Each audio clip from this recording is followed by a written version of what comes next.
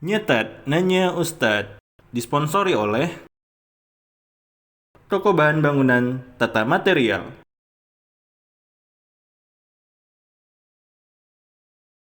Jalan Tanjung Balai Dusun 2 Desa Payageli.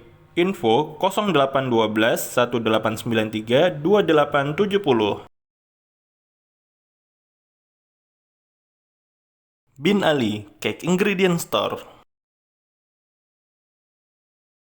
Toko bahan kue Bin Ali. Jalan Saya Mencirim Dusun 3 Desa Payageli, seberang Bank BRI Payageli. Info dan pemesanan 0852 6069 0000. Madu Hunain dikemas oleh Majelis Taklim Payageli Mengaji. Info dan pemesanan 0822 6748 8660. Madu Hunain, madu hutan asli Indonesia.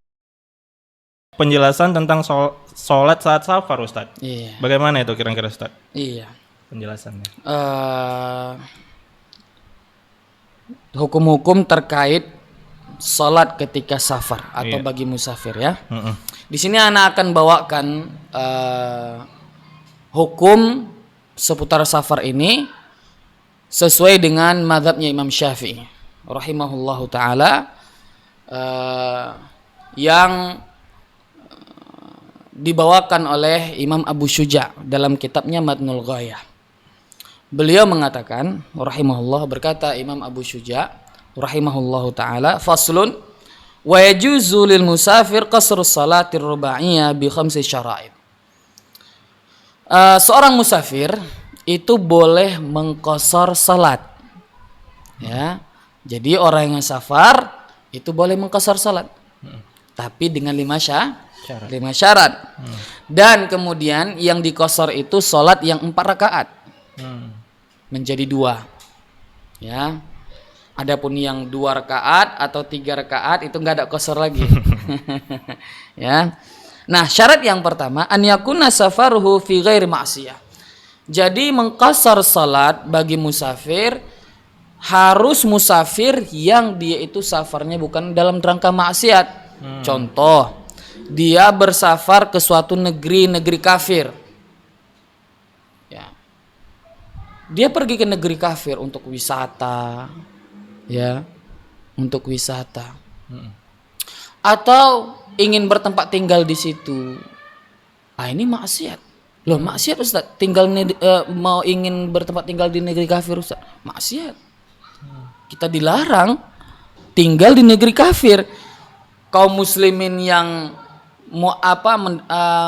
yang sebelumnya dia kafir, kemudian dia hidup di negeri kafir, dia kafir sebelumnya, kemudian dapat hidayah di negeri dia, itu dianjurkan untuk hijrah ke negeri Islam. Diwajibkan malah. Kalau seandainya negeri itu memang menyempitkan atau menyulitkan agamanya, ya kita lihat, dan memang sulit di negeri kafir sekarang. Dimanapun negeri Eropa itu kalau azan nggak boleh pakai mic luar, ya kan? Iya. Nah itu kan sempit sekali itu, ya. Nah demikian. Kemudian mereka juga diintai-intai. Sebelumnya ada kasus itu tadi, ada orang kafir yang menganggap kaum muslimin ini game. Masuk dia ke masjid, bawa senjata api, kemudian dia tembaki itu semua. Nah, ini semuanya ya kesulitan di negeri kufar. Maka hijrah. Nah, datang orang ke sana tinggal. Muslim. Iya. Tinggal ke sana. Mungkin kerja, Iya. ya cari kerja, tidak. Enggak boleh. Ini safar yang maksiat. Dan kalau dia tinggal di situ dia berdosa. Walaupun untuk kerja, cari kerja tempat yang lain yang lebih halal. Ya. Nah, ini tadi. Atau untuk wisata apalagi.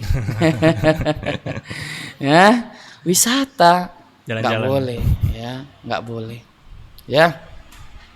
Nah, demikian. Ya. Jadi harus tidak maksiat. Contoh, bersafar dalam rangka menuntut ilmu. Bersafar dari satu negeri ke negeri lain yang mana negeri ini masih negeri Islam dalam rangka bisnis. Nah, ini enggak maksiat. Iya. Contoh, kita pergi ke keluar kota mau jualan di Indonesia ini, enggak ada masalah. Ini bukan maksiat berarti, ya. Atau safar kunjungan, ya, safar kunjungan silaturahim atau kunjungan ukhuwah, ya. Nah, ini juga bukan maksiat, ya.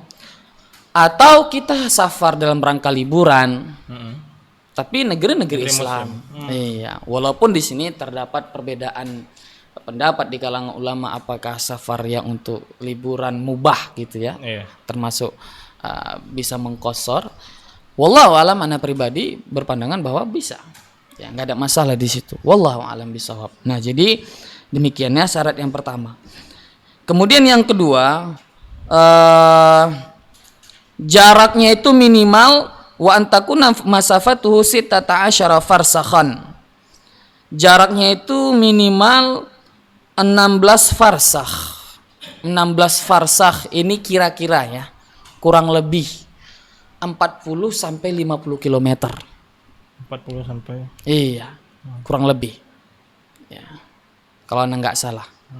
40 sampai 50 km. Kira-kira kalau di Medan kemana itu? 40 km. 40 km sampai mana ya? Hah? 11 lagi? Enggak, deket. Berapa itu? Tebing?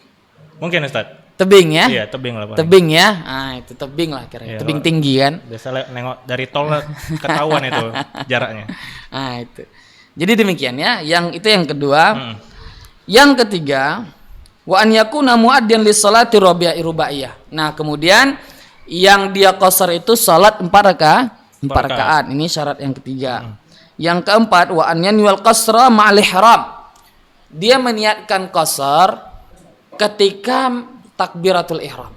Nah, jadi disitulah dia meniatkan. Nah, kalau dia sholat, kemudian udah baca Al-Fatihah nih, ya kan? Iya. Baru teringat dia, oh iya, ana musafir ya, qashar aja deh kata dia. Ini nggak sah qasharnya. Dia niatnya itu harus sebelum atau ketika takbiratul ihram. Setelah itu maka niatnya berniat setelah takbiratul ihram, qashar nggak sah. Dalam hati ya Ustaz ya? Iya, dalam hati tentunya. Nah, jadi seperti itu. Kalau dia meniatkan qashar setelah takbiratul ihram maka batalkan, kemudian ulangi niatnya. Ya, ulangi. Seperti itu kalau dia mau qashar juga ya. Itu yang keempat ya. Iya, Ustaz. Kemudian yang kelima, wa an yawmil qasra wa an la ya'tamma bimuqim. Iya. Yang kelima, dia tidak sholat bersama jamaahnya orang-orang yang mukim. Jadi kalau dia sholat berjamaah, singgah dia kan ke suatu tempat, mungkin satu kampung dia sedang musafir, tinggal di suatu kampung. Nah, kampung ini menyelenggarakan sholat jamaah fardu. Nah, dan orang kampung ini kan mukim nih. Iya. Nah, kemudian dia ikut gabung sholat jamaah di situ. Maka tidak sah qasharnya kalau dia gabung sama jamaah orang-orang mukim. Berarti dia harus ikut ya Ustaz ya? Berarti kalau dia mau qashar, dia sholat sendiri. Sholat sendiri. Gitu. Kalau dia mau gabung sama jamaahnya penduduk setempat, dia sholatnya sempurna. Gitu. Ya, iya. Demikian. Taib. Kemudian, itu terkait syarat ya, syarat qashar bagi musafir. Kemudian wajizul musafir an yajma' baina adh-dhuhri wal 'ashr fi waqti ayyihima syaa wa bainal maghrib wal isya fi waqti ayyihima syaa. Nah, kemudian ini masalah jamak. Nah, kemudian bagi musafir juga boleh menjamak. Jadi plus jamak qashar ya. Nah, terkait jamak ini boleh seorang musafir menjamak salat zuhur dan salat asar di waktu manapun yang dia inginkan. Artinya ini isyarat dari Imam Abu Syuja bahwa jamak itu ada 2, jamak takdim dan jamak takhir. Ya, jamak yang disegerakan atau jamak yang diakhirkan. Nah, kalau dia kerjakan jamak qasharnya itu di waktu zuhur, dia sholat zuhur dan asar di waktu zuhur, berarti jamak takdim. Kalau dia kerjakan zuhur dan asar di waktu asar, berarti jamak takhir. Tapi ingat, jamak takhir ini harus dipelihara atau diperhatikan urutan sholatnya. Jangan sholat asar dulu, baru salat zuhur. Nah, ini salah. Harus berurut ya. Iya, ini nggak sah, harus berurut ya. Demikian juga salat maghrib dan isya.